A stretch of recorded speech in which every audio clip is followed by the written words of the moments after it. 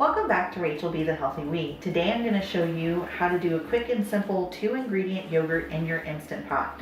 I happen to have the model that has the yogurt setting right on it, so if you have that model, this is super simple. Otherwise, to be honest with you, I haven't tested it out just to run it because I happen to have the yogurt setting. Also, quick note on our quality today. Sorry about that. It is obviously a little bit of a gloomy day, but tough cookie, the show must go on.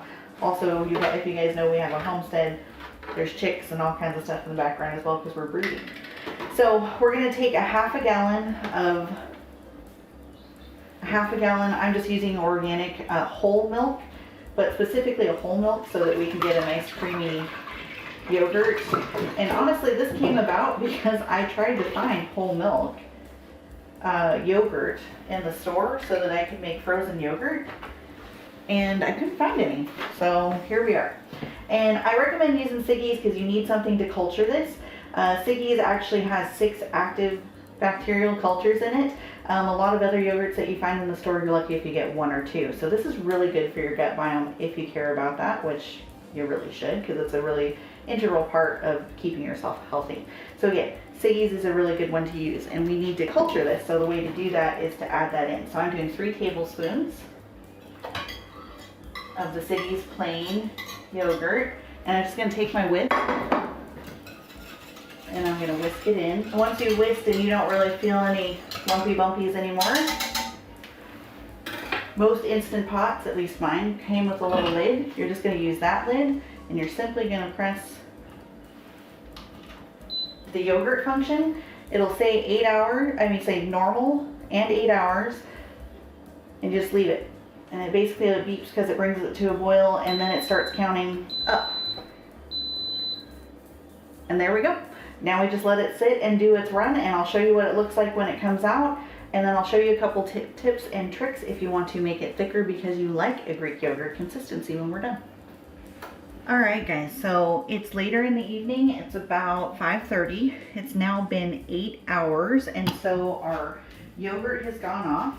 Real quick, I want to show you when there's condensation, if you have time, I every once in a while will take the lid off while it's cooking and wipe it and put it back on, because obviously more liquid in there just means runnier yogurt. So let's go ahead and I'll show you.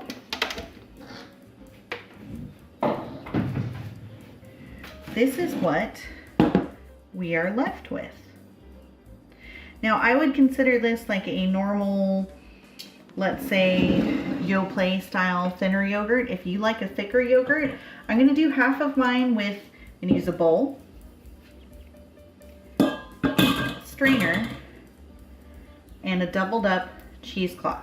And with this, I'm going to let it sit overnight. This will drain the whey out of it, and because this is a acid whey, but it'll help drain it out to make a thicker yogurt. What you will get is more like a, let me say, Greek yogurt. It would be really good for dips and like almost like sour cream and things like that. So that, I simply put that in there, and as you can see, I'll show you in just a second, I'm going to put a little bit more. Fill it almost. They actually make yogurt strainers, so if that's something you're interested in, I'll leave a link. That's actually something I'm thinking about purchasing myself. And then I cover it so it doesn't completely dry out, and I'll show you already it's straining out the additional whey. Now the rest of it, I'm going to go ahead and I put that in the fridge overnight, and I will show you again tomorrow what it looks like.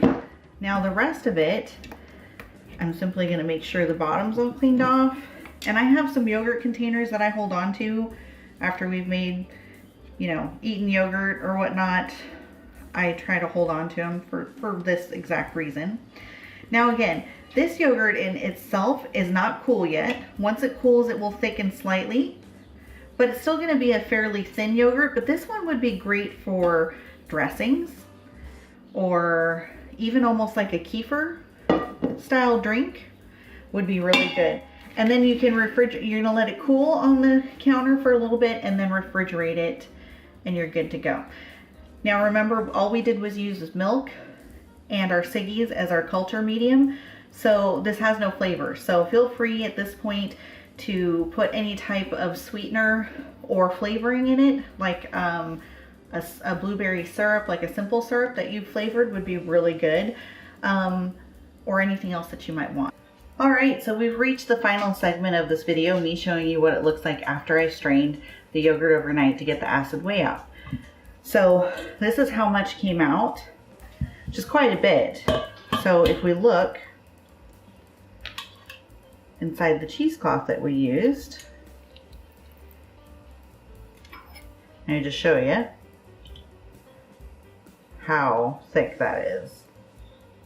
And then I also brought out the one that I had just placed in,